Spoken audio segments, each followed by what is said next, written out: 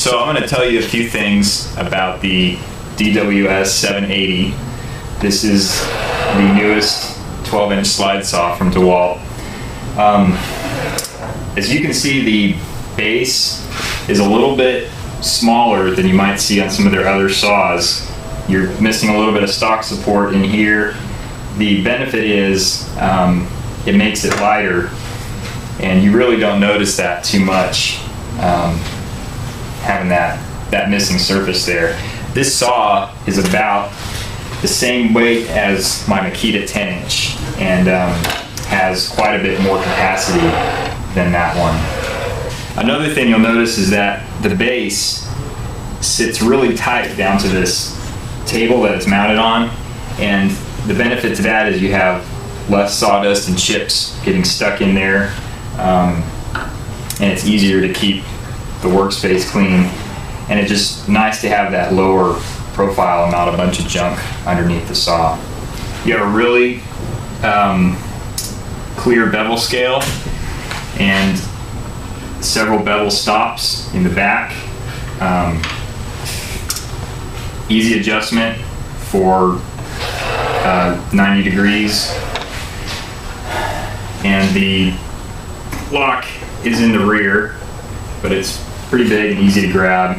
This is I think the standard knob that is on all the DeWalt saws, at least the ones that I've used. The miter scale is also very readable, and you can adjust it side to side if you need to square up the saw, and the detents adjust with the scale. There's a detent override right here if you need to cut just off a standard detent and you don't want it falling in. That makes it so you can just swing the saw smoothly around to whatever angle you want. Put that back and the saw will click back to the detents. One thing I like about the DeWalts is the tall fences.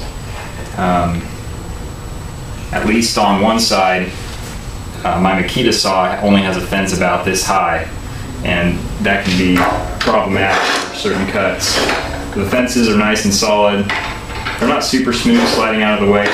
It's not a big deal, and they're very square to the base. This saw does not have a soft start, but it's quieter than my older 12-inch chop and doesn't have a large jump when you pull the trigger. You can see there's a little kick there, but not too much.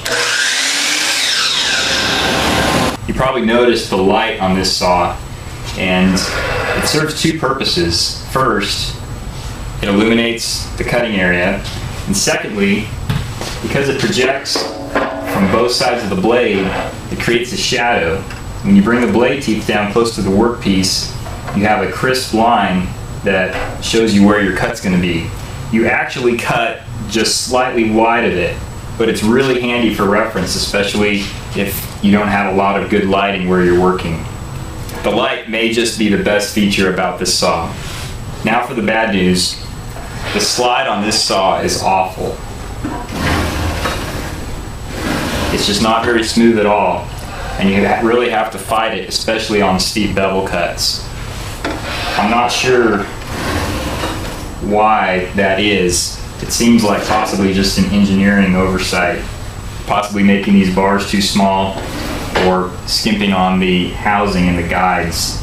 There's an adjustment screw, which is a small Allen screw right here behind the slide lock knob, and theoretically that allows you to change how tight or loose the slide is, but the adjustment is really not fine enough to really make a meaningful difference. There's just a very small turn between sloppy and totally locked down, so it's not that useful. You'll notice they have a rubber boot here behind the blade that acts as a dust collector.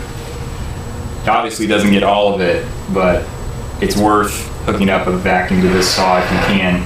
It definitely makes a noticeable difference in how much dust you leave around. I really like the tall fences. They're very square to the base. Your miter scale is very readable, as is your bevel scale. The weight is good. The light is awesome. I really wish the slide was better and there wasn't so much flex in the head when it's extended. All around, it's still a very versatile saw for general trim work. If I had to pick one saw to keep in my van most of the time, this would probably be it right now. The downside is making cuts, shaving off the end of a board, making long cuts that use the whole slide capacity that need to be accurate. I'll still be going back to my 10-inch Makita for those.